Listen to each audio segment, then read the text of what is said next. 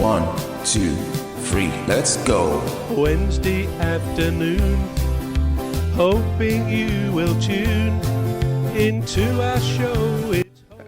Or getting whipped up over a negative comment you see on any of the socials, really. And I thought, wow, because sometimes you see a really concerning article, maybe somebody's missing or somebody's been or something's been dealt with unjustly, and you think, oh, what a really sad world we live in. And there's somebody making a laugh out of it, and you think, what sort of sick individual will do that? And that's that guy. There's loads of them. So you can get that on social media as well. So it can be a force for good. It can be a really good force for good, or it could just serve as somebody's playground, really. And they don't care what they laugh at because they're not real. They're not real. Yeah. So that's my take on social media. Trouble is, you don't know that they're not real. That's the first thing. And we hear there's lots of bots on there as well, and sometimes it turns out that they're not bots. So people use it to their own advantage, a bit like statistics. But yeah, you're right. There's lots of keyboard warriors, aren't they, who get a buzz, who get a kick out of just being offensive for its own sake. Having said that, I still think that people often respond to something because they feel quite strongly about it. So, Jerome, over to you. What's your view of social media? Okay, personally, I'll describe it as a double-edged sword, because it could be a force for good, because with social media, you could see lots of people get empowered via social medias. And it connects the world. People, you can with social media, you can chat with someone that is far away, probably on the other end of the world. It connects people, empowers people. It has generated lots of employment to some individuals, and so that's the positive. And just like most other things, it has its negative aspect, whereby people can easily stay in their house and get brainwashed. And just like Emmy just said, there are some people out there that just come there and just say all negative things, and which pushes some individual to do things they're not meant to do. So, as I said, it's both ways. But for a user, I think you should look more at the positive aspect of it. I'm not saying rule out the negative aspect, but if each individual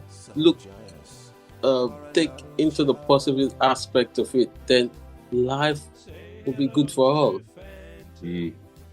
Yeah, some good points there.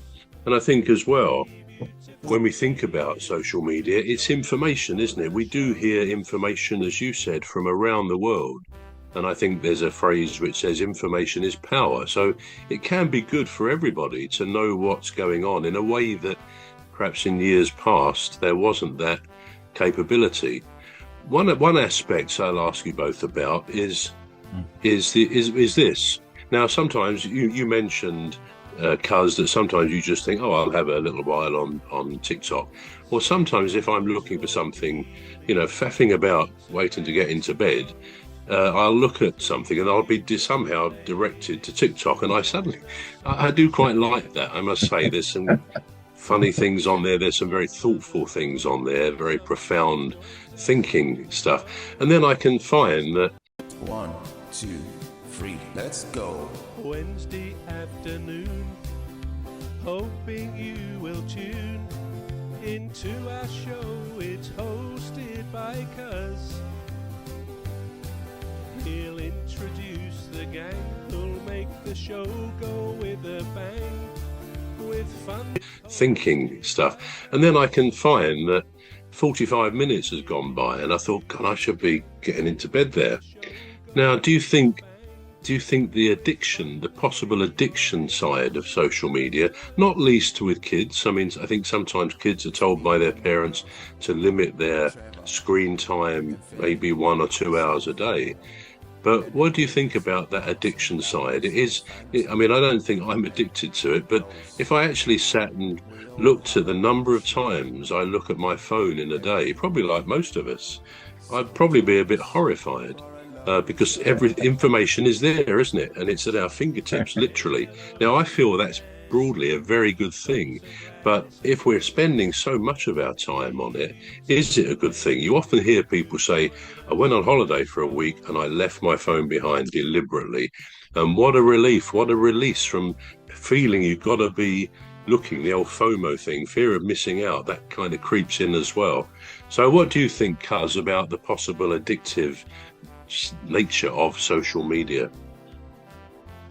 Well, I was gonna say when I first commented about my views about social media, or what I thought about social media, I was gonna say, well, it's the biggest time waster or biggest distraction in the world right now. So we are actually facing a time wasting epidemic, put it that way, because I